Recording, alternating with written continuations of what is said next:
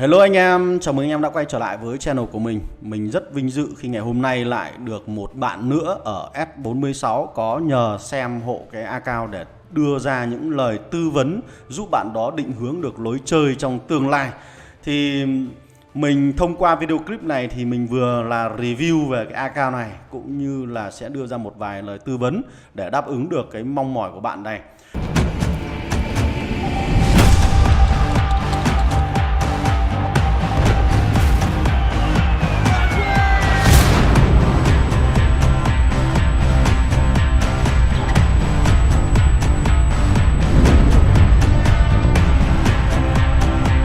Thì bạn Hồng Anh Dubai này là một trong số những thành viên rất là cốt cán ở trên diễn đàn Discord của mình, đã subscribe cái channel của mình rất là lâu rồi. Nhưng mà hôm vừa rồi có xem được cái video clip liên quan đến tư vấn chơi game trực tiếp cho từng tài khoản cố định. Thì mình thấy thì bạn đó thấy rằng là bạn ấy rất mong muốn là mình được vào xem và đưa ra những định hướng để chơi cái trò chơi game này nó dễ hơn. Mặc dù là bạn ấy cũng đã xem rất nhiều video clip của mình, thì chúng ta sẽ cùng xem là với một cái người chơi như vậy thì họ xây dựng đội hình, cách chơi và cách nâng cấp ra làm sao nhé. Rồi, trước tiên thì chúng ta sẽ xem về phần profile của cái account này. Anh ta đang có mức lực chiến là 97,7 triệu và thuộc clan GB. Cái liên minh GB này rất là nổi tiếng về cái lối chơi thiên về dòng xe tăng hạng nặng của Liên minh Tự Do anh em ạ. Với cái mức lực chiến như thế này thì anh ta đang có mức điểm tiêu diệt là 871k tính đến thời điểm video clip này được ra mắt. Thì hiện tại là cái máy chủ S46 này đang chưa mở được các đơn vị hiện đại, cho nên là chúng ta sẽ không thể có được các đơn vị có bậc 13, 14, 15 để có thể thể hiện lên cái bảng chỉ số Q này được nhỉ. Với cái mức lực chiến là 97,7 triệu như vậy thì nó bao gồm là lực chiến về công trình là 16,7 triệu, lực chiến về công nghệ là 21,4 triệu, lực chiến về quân đội là 50,8 triệu. Và có rất nhiều người hỏi mình rằng là làm thế nào để nâng cấp được lực chiến nhanh và lực chiến cao ở trong trò chơi game Warpath này. Thì anh em cứ căn cứ vào trong cái bảng ở đây thôi, chúng ta chỉ có 6 cái mức như thế này. Thì ba cái mục đầu tiên là ba cái mục mà có thể giúp chúng ta có được cái điểm lực chiến cao nhất đó. Thế thì nếu như anh em muốn tăng lực chiến thì chúng ta có thể tăng lực chiến về quân đội, lực chiến về nghiên cứu hoặc là lực chiến về xây dựng. Và trong đó những cái lực chiến về xe tăng khi anh em đưa ra chiến trường, hoặc lực chiến về sĩ quan, hoặc lực chiến về các phe thì nó sẽ chiếm một cái tỷ trọng rất là nhỏ, rất là thấp. Đấy, thế thì nhìn vào đây thì chúng ta sẽ thấy cái nào nó tăng dễ hơn thì chúng ta sẽ tăng thôi nhỉ.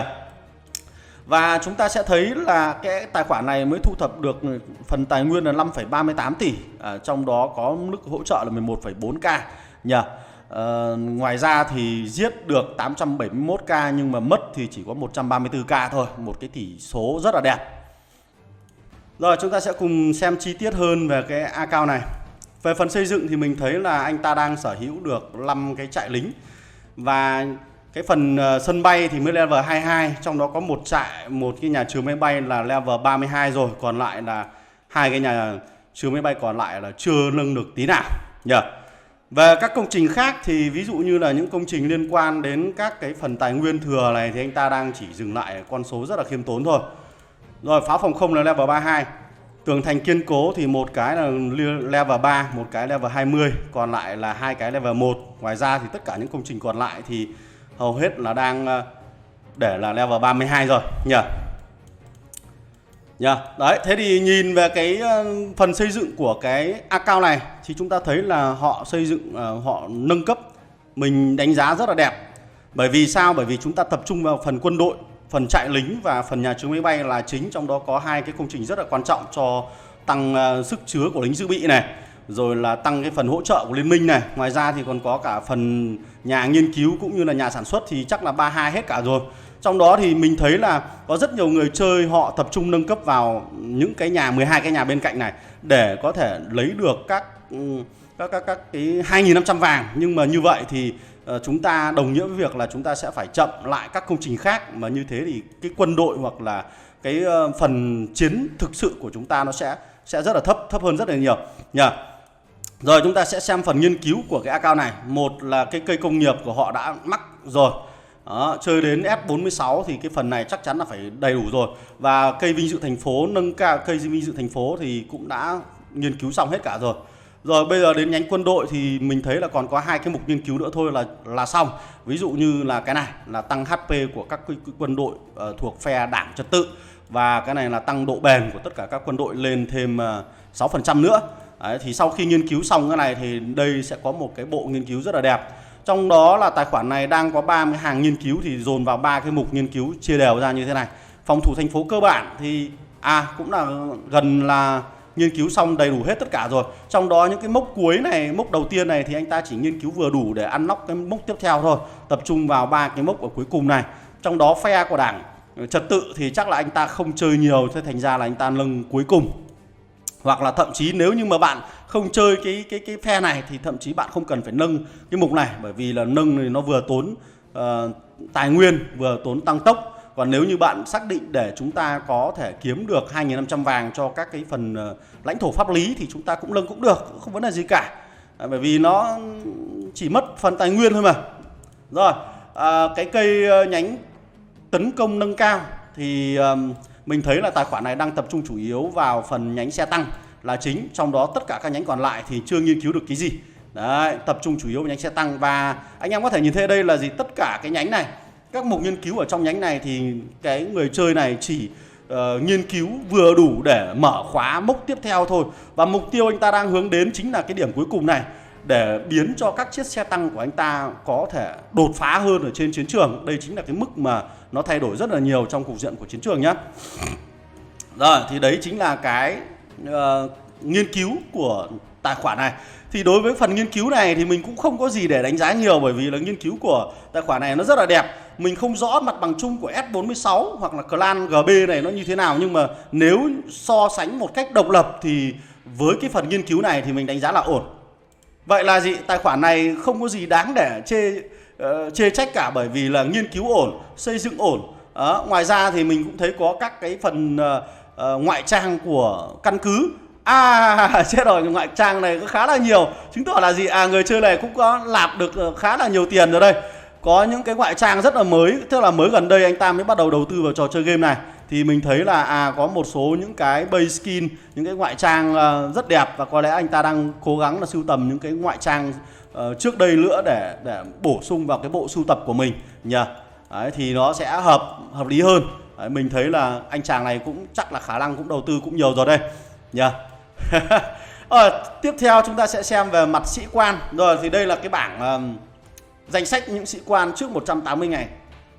Chúng ta không có nhiều điều kiện để chúng ta có thể đầu tư, và mình thấy được rằng là cái tài khoản này có những sĩ quan được nâng cấp tối đa rất là nhiều. Trong đó có thợ máy spanner là cũng đã được lên đến level 60 và max skill rồi này. Cỗ máy chiến tranh cũng max skill rồi này, mũi giáo thần cũng max skill rồi. Percy thì không phải nói rồi, bởi vì cô làng này là một cô làng miễn phí. Antonia cũng đã max skill rồi, dĩ nhiên là chúng ta phải có cô nàng này rồi. Và thủ hộ, đây chứng tỏ là một anh chàng cũng có đầu tư một chút vào trong trò chơi game này rồi. Tử Xã Úc Châu, một trong số những bản sao, bản nâng cấp của thủ hộ, bản hạ cấp của thủ hộ, mình xin lỗi. Và anh chàng này cũng có thần kiếm quốc gia anh em ạ. S46 đã có thần kiếm quốc gia. Và theo như một số lời chia sẻ của chủ account thì anh ta đang ở một cái máy chủ khác. Sau đó anh ta di trú đến S46 để hy vọng là được tham gia chiến trường City 4. Nhưng mà khi mà di trú đến S46 thì lại phải ngồi đợi, bởi vì là chưa có thông tin đi City 4. Thành ra là hơi buồn. Và có một số những sĩ quan khác thì chưa được đầu tư, chưa được nâng cấp, hoặc là chưa được để ý đến. Ví dụ như là thợ săn mùa đông này, hoặc là anh chàng vừa mới ra thì chúng ta cũng chưa có nhiều điều kiện, bởi vì là máy chủ S46 thì sắp tới là lên đến hiện đại rồi, thì có lẽ là anh chàng này sẽ lại là cất kho thôi, đúng không? Và thần công sấm sét thì đang được 3 skill là level 5 rồi, thì có lẽ là cũng lại cất kho nốt, bởi vì cái kỹ năng này không đáng để chúng ta có thể đầu tư. Rồi, và cô làng Mary cũng chuẩn bị lâng được rồi. Chúng ta đã còn thiếu khoảng độ là 63 tượng nữa, tức là 63 ngày nữa. Nếu như hên xui thì chúng ta sẽ có ngắn hơn để đầu tư vào cô làng này max skill. Nhưng mà cái kỹ năng này thì cũng không cần vội nhiều lắm. Đấy. Ok, rồi thiên sứ ánh sáng chỉ có này, xem sĩ quan không quân nào, anh chàng này mới mắc được phù thủy thôi, còn lại những sĩ quan khác thì chưa có gì cả. Ok, và một cái lời mong muốn của chủ A Cao là mong muốn đưa ra những lời tư vấn cho anh ta trong việc lựa chọn sĩ quan cho giai đoạn 180 ngày sắp tới, bởi vì chỉ còn cỡ khoảng độ 20 ngày nữa thôi là S46 sẽ có đơn vị hiện đại. Và khi lên đến đơn vị hiện đại như vậy thì sẽ có thêm các sĩ quan nữa. Và anh chàng mong muốn là với những sĩ quan mới xuất hiện thì chúng ta nên lựa chọn những cái sĩ quan nào. Thế thì mình đang có danh sách những cái sĩ quan mà có thêm ở trong giai đoạn 182 ngày, đó chính là gì? Thứ nhất là Hoàng Kim Thần Ưng, thứ hai là Lữ Thần Chiến Tranh, thứ ba là Chiến binh Thiết Giáp, thứ tư là Gấu Điên và thứ năm là Pháo Đài Thép. Đây là 5 cái sĩ quan dành cho lục quân. Và chúng ta có thêm 2 sĩ quan không quân nữa là Bóng Ma Địa Cực và El Castro dành cho máy bay ném bom và tiêm kích. Thế thì anh cha đang muốn đầu tư vào phần lục quân trước. Vậy thì chúng ta sẽ chỉ có 5 cái sĩ quan mới về lục quân thôi. 5 sĩ quan mới lục quân thì nó rất là nhiều, nhưng mà chúng ta cũng sẽ có xoay quanh một vài cái lựa chọn cụ thể. Và anh chàng thì đang muốn chơi về các xe tăng chiến đấu chủ lực của sư đoàn tiên phong. Cụ thể là chắc là anh ta sẽ nâng cấp từ chiếc xe tăng hạng trung này lên đến xe tăng chiến đấu chủ lực thì phải. Mình đoán là như vậy, bởi vì là xem cái kho đồ này của anh ta thì không có nhiều lựa chọn của các phe khác để chúng ta có thể lựa chọn. Ok, thế thì nếu như mà sử dụng xe tăng chiến đấu chủ lực của sư đoàn tiên phong thì chúng ta sẽ có rất nhiều cái lối chơi, bởi vì xe tăng này nó vừa có tố chất tăng cường về hỏa lực cũng như là độ dày của giáp. Thế thành ra là chúng ta có thể có rất nhiều cái hướng xây dựng đội hình cũng như là hướng xây dựng sĩ quan khác nhau. Thế thì một cái lời khuyên của mình là nếu như bạn đã chơi xe tăng chiến đấu chủ lực thì chúng ta có thể cân nhắc đến chiến binh thiết giáp. Đấy, cái cô làng chiến binh thiết giáp sẽ là một cái cô làng để vừa giúp cho căn cứ của chúng ta thêm cứng cáp hơn, lại vừa giúp cho các chiếc xe tăng nó có thêm một lớp khiên nữa để có thể là chiến đấu lâu hơn ở trên chiến trường. Ok, và sĩ quan thứ hai nó chính là Hoàng Kim Thần Ưng. Hoàng Kim Thần Ưng cũng có một cái kỹ năng để giúp cho căn cứ của chúng ta thêm cứng cáp hơn. Đồng thời là cái phần sát thương của Hoàng Kim Thần Ưng nó lại phụ thuộc vào độ dày giáp của mục tiêu. Thế thành ra là mục tiêu giáp càng dày thì sát thương gây ra của Hoàng Kim Thần Ưng càng lớn. Thì cái cặp đôi này nó vừa công vừa thủ để giúp cho chiếc xe tăng của chúng ta có thêm được độ cứng cáp cũng như phần hỏa lực để sống sót được nhiều hơn ở trên chiến trường. Rồi, thế thì đó là một vài nhận định của mình về phần sĩ quan. Thế còn bây giờ là phần kho đồ. Cũng mong muốn show cho anh em xem về cái kho đồ này. Chúng ta có 1, 2, 3, 4 cái đơn vị 7.2 rồi. Trong đó bên phe Liên minh Tự do thì đang chuẩn bị lên tiếp được một đơn vị 7.2 nữa. Đó, và Đảng Trật tự thì cũng đang chuẩn bị có thêm một đơn vị 7.2 nữa. Và anh ta đang dừng ở mức là 7.1 để nghe ngóng tình hình cũng như là đợi xem là meta nó thay đổi như thế nào. Đây chính là một trong số những lời khuyên rất đắt giá của mình ở trong tất cả các video clip dành cho anh em nông dân, anh em free to play. Đấy là gì? Chúng ta chơi đơn vị nào thì chúng ta chơi, nhưng chỉ dừng lại ở mức 7.1 như thế này thôi. Không nâng cấp dàn trải và cũng không nâng cấp quá nhiều đơn vị lên 7.1 cùng một lúc. Bởi vì như vậy thì chúng ta sẽ mất rất nhiều thời gian và mất rất nhiều tiền bạc để chúng ta có thể sửa. Và còn lại thì những xe tăng còn lại chúng ta nhìn thấy là không có gì nhiều nhỉ. Bởi vì toàn bộ thì anh ta dồn hết vào những cái đơn vị mà anh ta đang có ở đây rồi. Về phần không quân thì sao? Anh ta đang có một chiếc tiêm kích của Đảng Trật tự là 7.2 và máy bay ném bom của Liên minh Tự do là 7.1. Mình nghĩ rằng là đơn vị máy bay ném bom này để hỗ trợ cho anh ta trong cái quá trình chơi chiến dịch nó dễ dàng hơn. Còn lại thì anh ta vẫn đang chỉ là để 7.1 thôi. Mặc dù là mình thấy có 2 phôi ở đây có thể đưa được lên đến 7.2, nhưng mà chúng ta hãy cứ tạm dừng để đợi đến 180 ngày để xem là cuộc chiến nó sẽ như thế nào và đối thủ của chúng ta là ai để chúng ta có thể lựa chọn đơn vị cho nó hợp lý. Ok.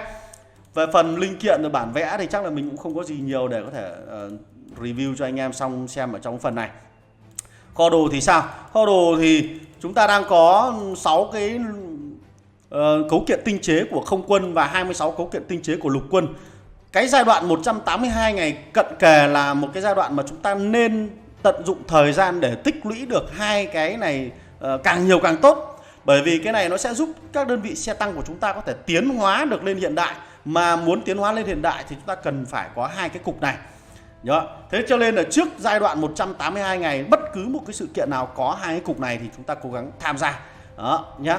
Và nếu như mà bạn có VIP cao chẳng hạn bạn đầu tư được VIP cao thì chúng ta cũng nên mua hai cái vật phẩm này ở trong shop VIP.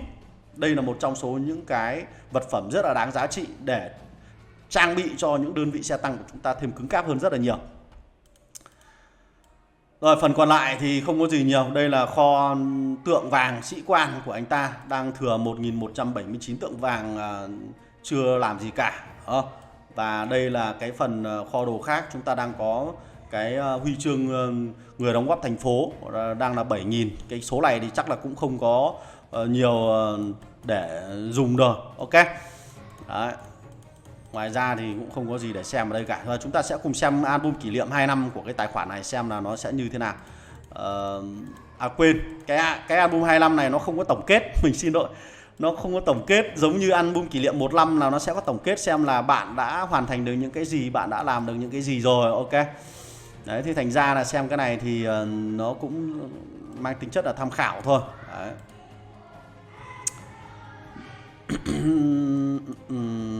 Không có gì nhiều để xem rồi. Ok.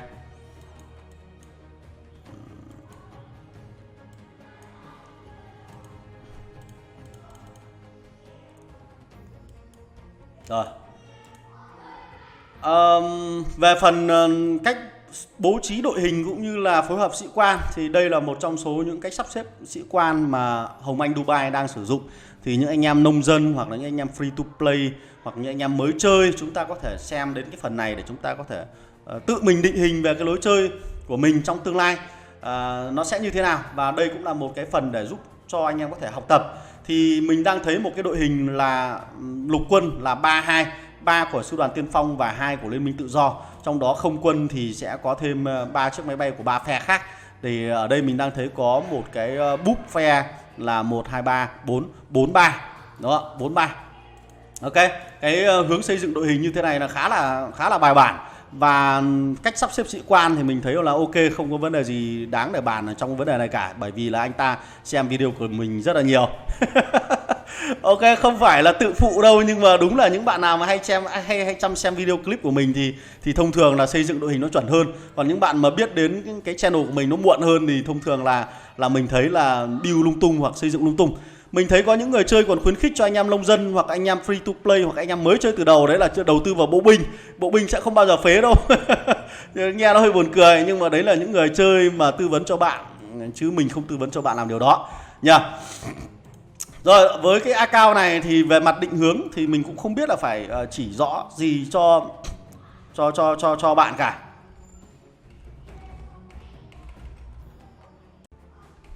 Rồi, phần cuối video clip là tư vấn định hướng xây dựng sĩ quan dành cho cái tài khoản Hồng Anh Dubai. Và dựa trên những cái chia sẻ của bạn về cái ý định chơi game cũng như là mong muốn chơi của bạn thì mình có một số cái lời khuyên tư vấn dành cho bạn về những sĩ quan này. Do là chúng ta không chơi về pháo, cho nên là những sĩ quan về pháo binh chúng ta tạm gác sang một bên. Hoặc là mình không chơi về bộ binh, cho nên là những sĩ quan về bộ binh thì mình cũng tạm gác sang một bên. Trong đó thì mình chỉ tập trung vào những sĩ quan dành cho xe tăng. Thì những sĩ quan dành cho xe tăng thì chúng ta có thể kể đến là Hoàng Kim Thần Ưng là 1 này, Chiến binh thiết giáp này là 2 này, và cái cô làng nữ thần chiến tranh này là 3. Thế thì với cái số lượng tượng vàng là 1179 tượng vàng của tài khoản của bạn thì có lẽ là bạn cần kiếm thêm khoảng độ 300 cái tượng vàng nữa để chúng ta có thể đầu tư được 2 sĩ quan nâng cấp tối đa. Đây là một cái điều cực kỳ tuyệt vời, và 300 tượng vàng này bạn cần phải kiếm cỡ đâu đó trong khoảng 20 ngày còn lại, bởi vì là sắp tới đến đơn vị hiện đại cả rồi. Do vậy là trung bình là một ngày chúng ta sẽ phải kiếm được 15 cái tượng vàng bạn nhé. Hoặc là nếu không thì chúng ta sẽ phải đợi lâu thêm một chút nữa thì sẽ có được 2 sĩ quan là max skill.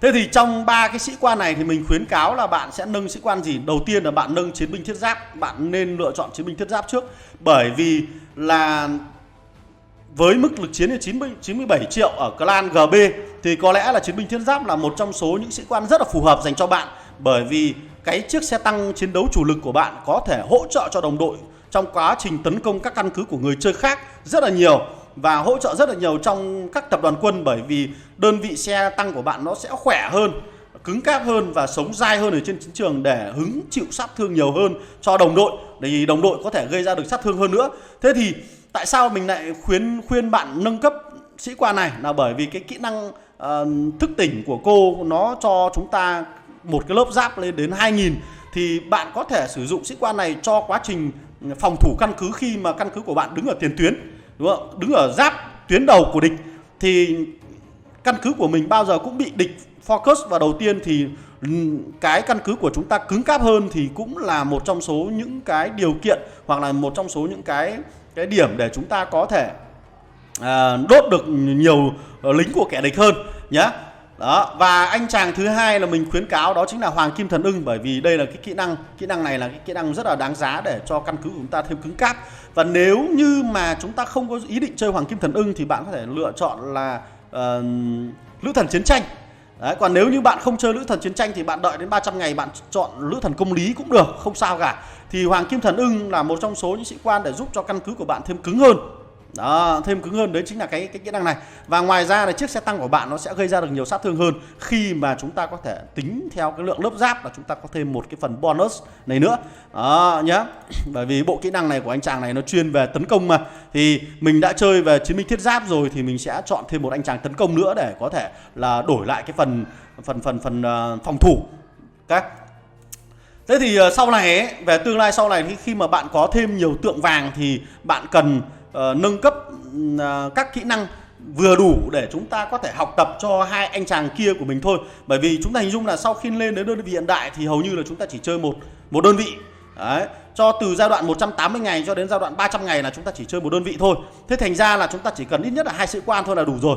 Vậy là với 2 sĩ quan là Hoàng Kim Thần Ưng và cô làng chiến binh thiết giáp thì chúng ta học tập kỹ năng cái gì? Bởi vì khi đến giai đoạn 180 ngày là chúng ta có cái mục học kỹ năng này rồi. Thì mình khuyến cáo là như thế này. Bạn có thể đầu tư một sĩ quan lên level 60 trước có thể, sớm nhất có thể, hoặc nếu không cả hai thì càng tốt, và bạn luân phiên giữa hai cái sĩ quan này. Nếu như chúng ta đang tấn công căn cứ của người chơi thì có thể để chiến binh thiết giáp làm sĩ quan chính. Còn nếu như chúng ta đang căn cứ quân đội của người chơi thì chúng ta có thể để Hoàng Kim Thần Ưng làm sĩ quan chính để chúng ta có thể ăn được cái phần kỹ năng số 1 này. Ok. Thế thì sĩ quan nào là sĩ quan chính thì chúng ta có thể cho nó học cái kỹ năng này. Đây là một trong số những kỹ năng mà mình xin lỗi, học kỹ năng này.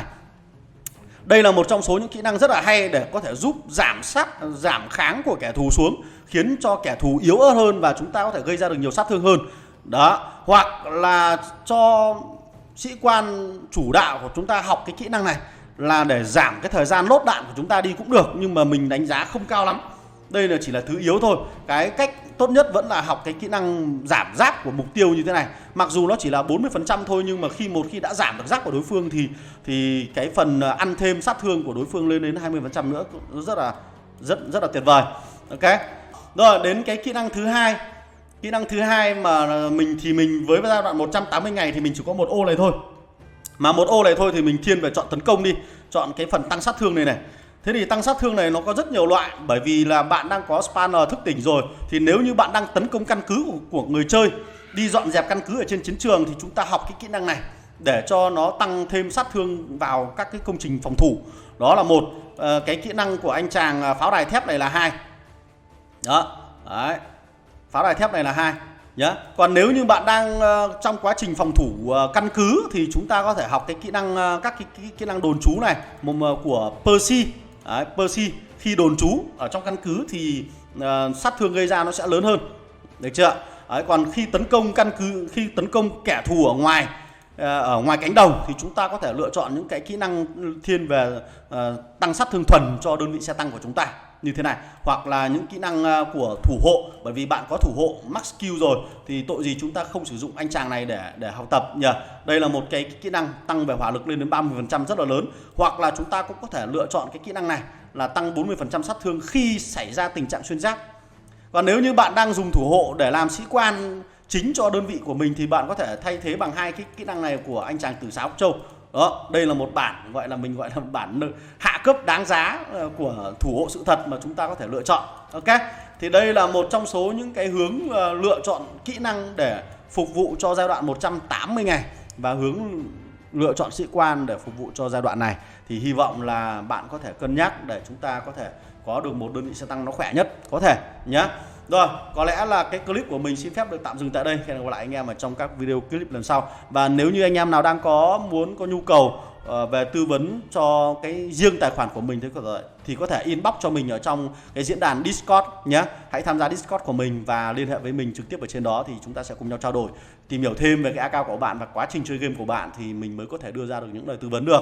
Còn hiện tại thì xem clip thì mình chỉ có thể là đưa ra những định hướng chung chung nhất cho tất cả những người chơi khác nhau thôi. Ok, rồi, goodbye.